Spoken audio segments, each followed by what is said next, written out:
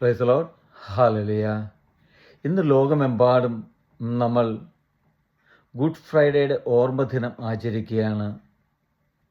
ഇന്ന് ഏറ്റവും അധികം ദുഃഖത്തിൻ്റെയും വേദനയുടെയും ദിനമാണെങ്കിൽ കൂടി പ്രിയപ്പെട്ടവരെ, നമ്മളെല്ലാവരും ഇത് ഗുഡ് ഫ്രൈഡേ എന്ന് വിളിക്കുകയാണ്.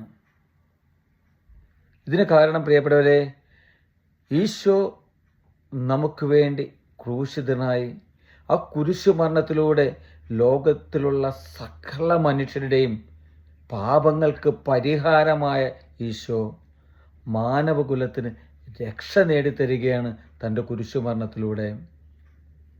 പ്രിയപ്പെട്ടവരെ, റോമാക്കാരുടെ ലേഖനം 5:8 പറയുന്നു, നാം പാപികളായിരിക്കെ, പ്രിയപ്പെട്ടവരെ, നമ്മൾ ഓരോരുത്തരും പാപികളായിരിക്കെ ക്രിസ്തു നമുക്ക് വേണ്ടി മരിച്ചു. അങ്ങനെ നമ്മോടുള്ള തൻ്റെ സ്നേഹം ദൈവം പ്രകടമാക്കിയിരിക്കുന്നു. പ്രിയപ്പെട്ടവരെ, ഈശോ തൻ്റെ സ്നേഹം പ്രകടമാക്കിയിരിക്കുകയാണ്.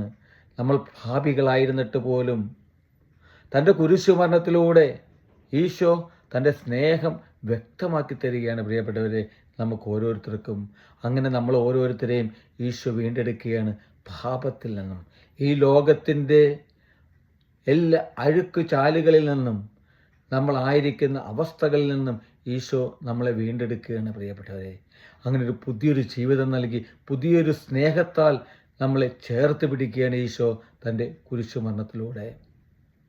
പ്രിയപ്പെട്ടവരെ, ഈ സുദിനം, ഈ ദിവസം നമുക്ക് ഈശോയോട് കൂടെ ചേർന്നിരിക്കുവാൻ സാധിക്കണം. എത്രയോ അധികം നമുക്ക് ചേർന്നിരിക്കാൻ സാധിക്കും. പ്രാർത്ഥനയിലും പരിത്യാഗത്തിലും കൂടെ ഈശോയോട് കൂടെ ആയിരിക്കുവാൻ ഈ ഒരു ദിവസമെങ്കിലും പ്രിയപ്പെട്ടവരെ നമുക്ക് മാറ്റിവെക്കുവാൻ സാധിക്കട്ടെ. ആമേൻ.